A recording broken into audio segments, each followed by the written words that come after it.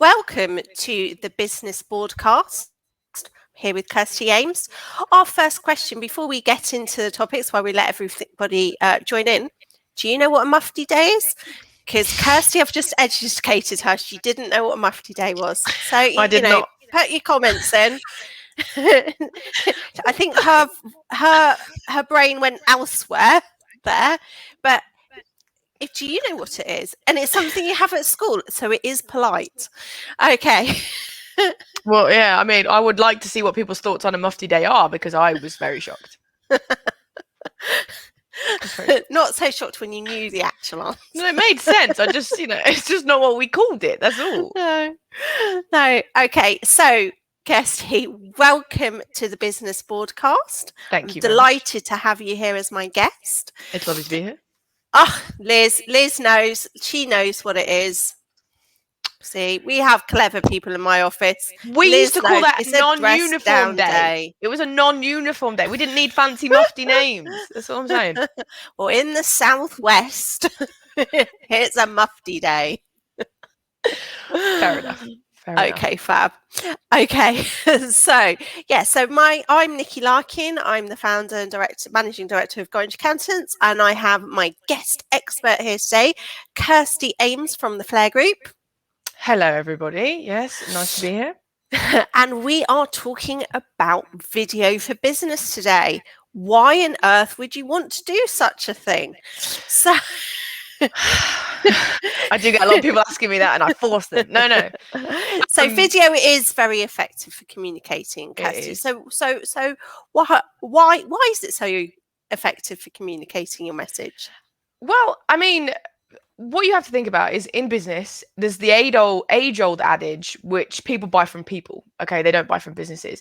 And when you have a video, it's so easy to get your personality across. People will still have certain things. Maybe they want to work with one of the big four if they're a big company, or they want to work with someone who's local, or they want to work with someone who has experience in a certain industry. But it's very rare for there to be an individual with no competition at all. And so what it normally comes down to is, who do you get on with best? And video is an excellent way of doing that, because I mean, just by watching us talking about mufti days, you're sort of getting a little bit of an idea about who we are. So that's the biggest thing that I think encompasses everything with video.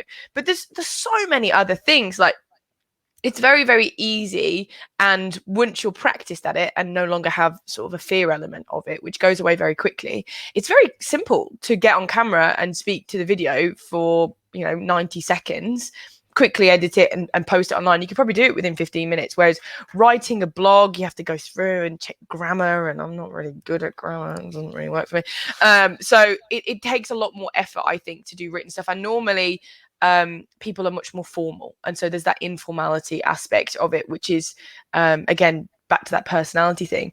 And the last thing... Sorry, I was just going to say, because it is like, it's not just a picture's worth 1,000 words. With video, it's worth 10,000 words, isn't it, really? Exactly, because you get the way I look, you get to see my mannerisms. Like, it won't take people long to realize that my eyebrows do most of my speaking for me. Just they're everywhere all the time.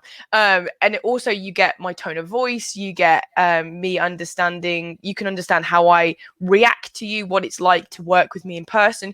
You get, especially for new business, you get a lot more of me earlier. And for current clients, if you want to kind of keep that relationship going, it allows you to be in the forefront of someone's mind, to think that they've had a conversation with you when they haven't maybe spoken to you in a couple of months. But because they see you regularly on video, they think, oh, I spoke to her yesterday. They still think of you as kind of being at the forefront of their mind, and video is a fantastic way to do that. And then, to be honest with you, probably the most powerful thing that video can do for your company is around credibility. So obviously when you're doing video, you're doing your capabilities and stuff like that, but credibility, particularly if you're in a flooded market, or if you have USPs that are USPs, like they're unique and everything, but maybe they have to be experienced to be believed. So a lot of people will say like their customer service is excellent, but you can't understand that until you're a client. So having things like video testimonials, where you've got your clients on camera saying these things about you in a really, really natural way, is going to put a lot of skeptics to rest, because they can't really argue with somebody else on a video testimonial. So yeah, for me, videos, I mean, I love it. I love it. I love it. Yeah, absolutely. It keeps you very, very busy. So just to remind everybody of our format for the business broadcast, we're just short, sharp, 30 minutes, jam-packed. We go through the main criteria of the main things that we posted out earlier today of what we're going to go through. So you might have already had a little early indication of what we're going to talk about. But also, please do ask questions. So there should be comments available on LinkedIn. So just put down whatever questions regarding video or anything else. Kirsty's obliging. She was happy to help. Not about mufti days. That's all. Just not about mufti days. Yeah. So if there's any other odd terms that you might not know. Yes. So it's very clear why it's a great effective way for communication. A lot of people are very scared of it, though. There is a fear factor, like you said. So have you got any sort of top tips for helping those people that might be a bit apprehensive of getting in front of the camera? I have hundreds of them. I've hundreds of them. Besides turning the camera off. Yeah, I mean, there's a lot of things that you can do depending on what your fear is. So, a lot of people, they become very different on camera because there's that little lens that they're looking at, and it's scary, it's uncomfortable. Even people who do public speaking in front of hundreds of people, as soon as you get camera involved, which I've never understood, because you're in complete control of the camera. If you muck up, no one's going to know. We're in front of 500 people are going to know. Really? Sorry, I'm just shocked by that. So you're saying there's some brilliant public speakers who are used to huge audiences, but they get camera shy. Yeah. I'm just surprised about that. Massively so, because it is a different vibe, and it's much more I don't want to say like intriguing, but it feels like a very different thing, because you don't have the feedback of an audience, I guess, would maybe be why. But one thing that I suppose there's a permanent record, isn't there? But it's an editable permanent record. That's the thing, Nikki, is the amount of mistakes that I make. And we used to have a bloopers tape, which was just full of... Oh, I've seen it on YouTube. Yeah, which is mostly full of Mike swearing, to be honest with you. But getting grumpy. Yeah, and to sort of accept that mistakes happen. And mistakes are, going back to that first point I made about video, is they're what make you personable. They're what make you human. So this idea of perfection that a lot of people think that they should have when it comes to video is actually going to go against you. Having mistakes, messing up, smiling, kind of looking a bit confused, it's all fine. So first of all, just don't stress about it. Secondly, make sure that you have prepared what you're going to say. There are very, very few people who can get on video and just like have an idea, get on video and speak it. Take 5 minutes to just literally bullet point out what you're going to say. So most videos, when you're creating videos, should be about 90 seconds, 3 minutes max. I know I'm talking max. 90 seconds is more than enough. So people what you do have a shorter attention span nowadays. Yeah, especially there's so much content out there. There is so much content, and what happens is people have this belief where I need to add value. So the way that I add value is to give lots of information across. But in actual fact, humans have this sort of brain thing where they can only remember 3 things at a time, and if you give more than that, their brain goes and just shuts down. So what you should do is keep it to one thing. 130 seconds is all it takes. And what you should do, blot out your intro. So your intro is normally a grabber. It's going to be something that gains the attention of whoever it is that you're looking to attract in this video. So it could be a question, it could be a statement, it could be anything that's going to make them go on. That's what you want. Then your main point should just be that. It should be one thing. So it should be clarification on your statement. It should be an answer to the question. If possible, I mean, it could do like your one point could be, so for example, my last video that I think I posted yesterday on my LinkedIn was about eye contact. It's about a way to create engaging audience, and I'll get into that in a second. So I did this is difficult. My point was to look at the camera when you speak, which is fine. That's all it takes. And then I did a round off. So your ending is what most people freak out about on video, because they've done their point and then their brain goes, what now? Just stay here. Be very still. So what you can do is, if you plan your ending out, if you have so for example at Flair, our round off is, if you want it, go and get it, I'll see you next time, or you take care, or whatever it is. So that's just a really easy way for us to round off. So you plan that out, and I'm literally talking bullet points on a post-it note. Rehearse it maybe once through and think, okay, I've got it, and then film. Preparation will make it a lot less scary for you, and it will keep you on point. There'll be less waffle, which we will waffle. Yeah, let's make sure that those sound bites do come out. Liz has come up with a good question. Let's just share. What are your top tips? So I'm just going to take my headphones off because they're feedbacking for some reason. That's okay. So Don't worry. Okay. So what are your top tips for keeping your audience engaged? Yeah. Oh, I can't hear you, Nikki. I can't hear you. I will answer the question whilst this is getting sorted out. So there are loads of things that you can do. The first one is the eye contact thing. So this is me looking at myself on the screen, talking, whatever that may be. This is me looking at the camera. It makes a big difference. When I'm looking at the camera, you think that I'm talking to you, because I sort of am. It's more uncomfortable for the person doing it a little bit whilst you're getting used to it. But looking at the camera will make it feel more like a conversation, which means the person watching you is more likely to carry on watching you. So that's one thing. Another thing about keeping your audience engaged is making sure you have the right topic, because you can have all the eye contact in the world, but if you don't have the right topic, then it's not really going to work out as much. So hopefully Pete's the content king. But essentially, the best way of doing it is to think about what your clients' interested are. So if you're an accountant, and I don't want to upset you here, Nikki, but not many people care about accountancy. I don't want that to be shocking. No, I'm not expecting our vlogs to go viral, quite honestly. Yeah, but there are other things that you can talk about. So Nikki, you talk a lot about, how you can, one of your vlogs that went out recently was, how you can make the most of how you're looking forward to retiring. This is how you can do it. Or if you want to sell your business, this is where you do it. So it's accountancy related, but it's not about, put this number in this column, or I don't really understand. In fact, one of our most popular ones is the one where we've introduced our trainees. So we've said about what's it like to be a trainee at Orange.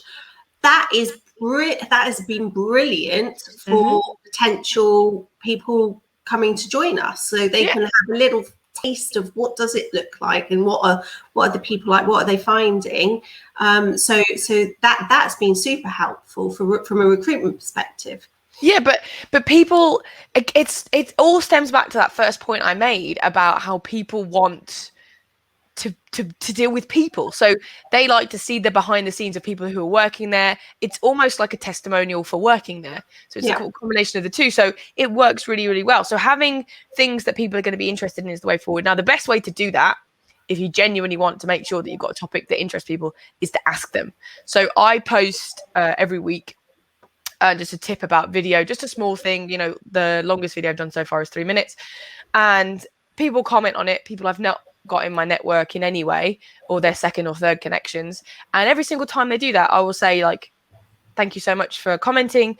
If there's anything else that you'd like me to write about, please let me know, or to film about, please let me know if you're struggling with anything or something to those effect. And probably about 30% of the time they'll give me something.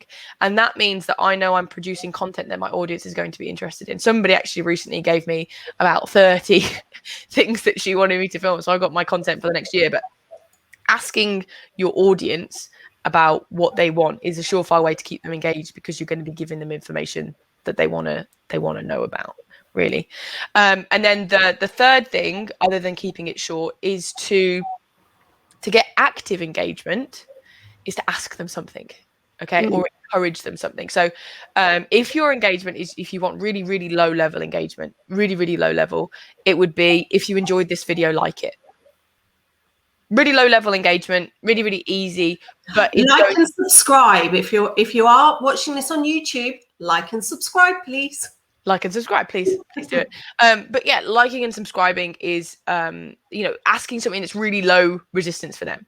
Yeah. The other thing to do is in your round off, in your ending, is to ask them a question which leads into an answer. So it would be a 2-part question. So for example, if I'm doing the video and eye contact, for example, that I did the other day, do you struggle to have eye contact with the camera? If so, have any of these tips made you feel better about it? So the first question I asked was a yes, no. Do you have trouble looking at the camera? Yes or no?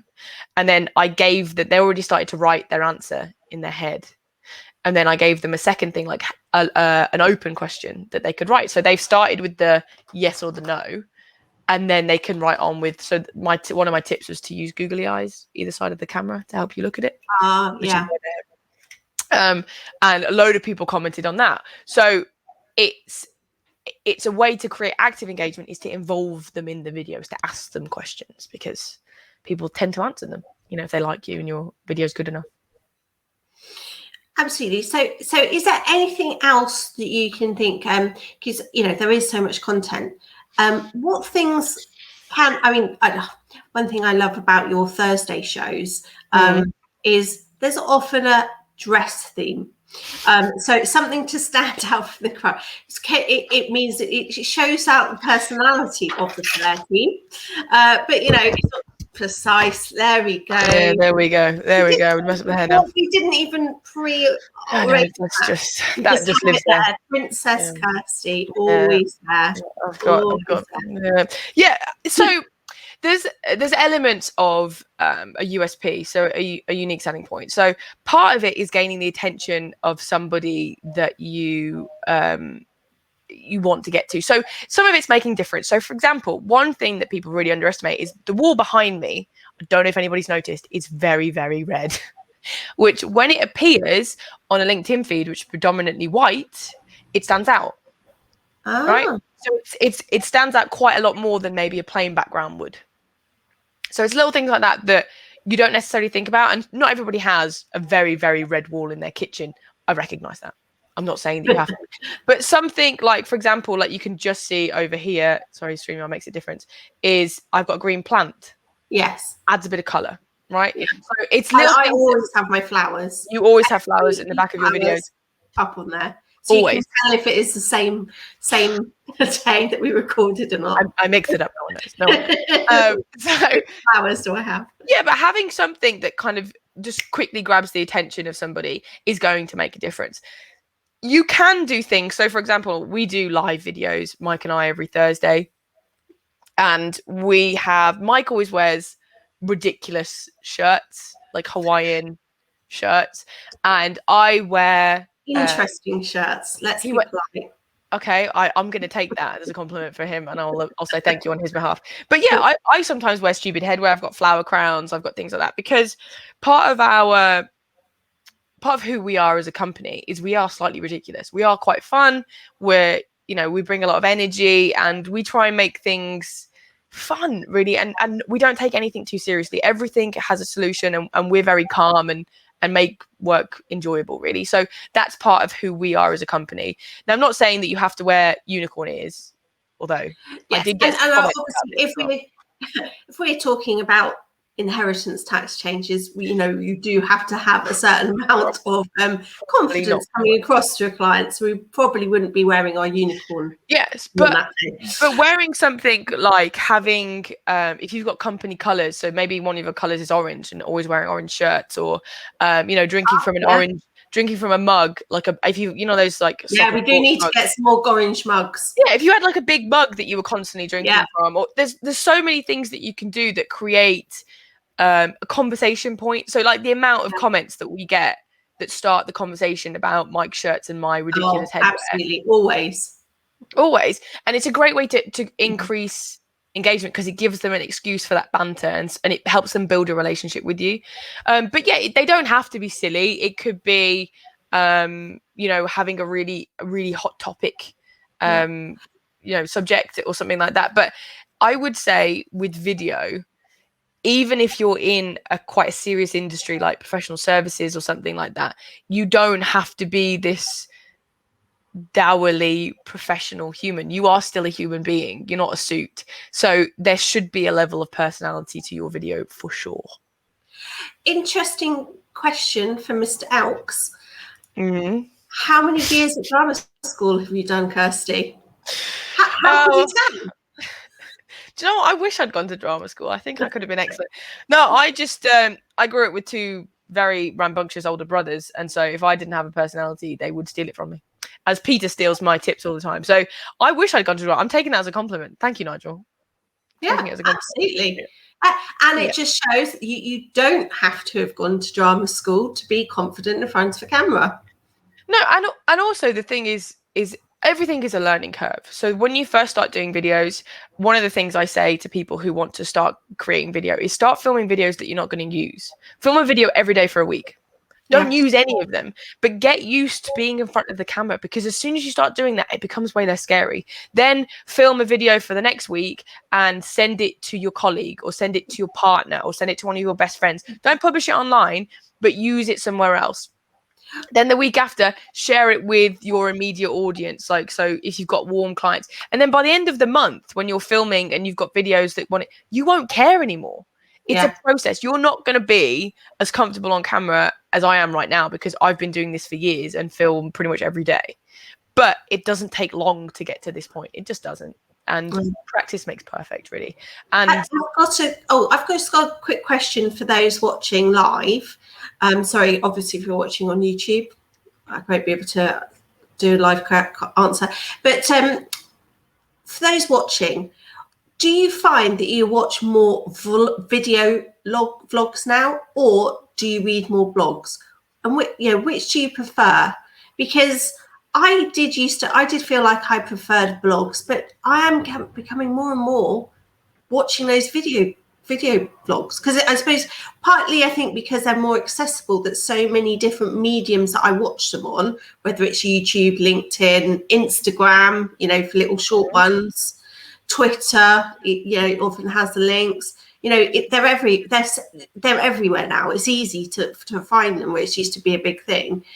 But which do you prefer? Do you want to read through the text, or do you prefer watching? Because that's a good question. Everyone has that at school as well, that some people learn different ways. So I just wondered what our audience is thinking. It's interesting, because I'll answer that whilst the audience is thinking about it. For me, it depends on what it is. So if it's something that's a step-by-step process, I like to watch it on video, because normally people kind of film their screen and click this, that, and the other, and I enjoy that. But whereas if it's something I want to get an idea, and I can skim read a lot quicker than I can listen. So certain things I'll want to read, like recipes. I'm not going to get a recipe off a video. It's much easier to go ahead in a blog, isn't it? But then you get more of a feel in a vlog. I've got a very surprising question that's come through. I'm a bit surprised about this one. So this is from the Mike Ames. How do you film someone who is very nervous on camera, like I was? Now, anyone that's seen any of Mike's videos will be shocked that he's ever was nervous. So tell us a bit about that, Kirsty. Oh, he still gets nervous to this day. It's quite a common thing. And if he doesn't film, so Mike is my boss and my father. We have the same last name, but he'll get nervous after like a week. So the first time we filmed with Mike, just anybody who watches him, we filmed at about 11 o'clock in the morning, and he had to have a glass of wine to get through it. So there are a couple of things. It gets you through the day. Whatever gets you through. So there are a couple of things that you can do when you're filming someone who's a bit nervous. So number one is to take their attention away from the camera. So touch the camera, start recording them, and then don't bring it up again, just to get them to answer a question. So for example, Nikki, I do the recordings with you guys at your vlogs, and I make it so that I ask a question and the person basically answers me, because some people are more nervous on camera, and having a conversation where you're answering a question is much more natural than being like, look at the camera and start speaking. It's a different kettle of fish. So that would be my first tip. Number two, it's called the 3-take rule. And this one I find it's a lot easier to get people nice and happy. The first thing is you say, no matter what you do, we're going to go 3 takes of this. Whatever answer you give, you're going to give it me 3 times. Okay. Even if you nail it on the first answer, you're still doing it 2 more times. Because what this does is it takes away the innate pressure of, if I mess this up, it's going to go dreadfully wrong, or whatever. Most people nail it on the second one, if I'm honest with you, but you still have the third one as a backup option. So tell them that they will do it 3 times, and it's amazing the effect that this has on them. And then my favorite tip, which I've used any number of times on people, is to tell them that we're going to run through the answer and I'm not filming. So I'll sneakily, like a sneaky little dragon. Oh, We'll press record on my camera. cheeky.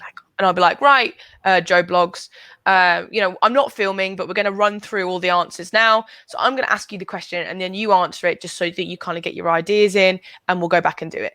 So I'll go, okay, so Nikki, what is ABC? You, you're a seasoned performer at this point, Nikki, but you will like give the answer. Yeah, but you'll give the answer very naturally because you don't think that there's a camera on.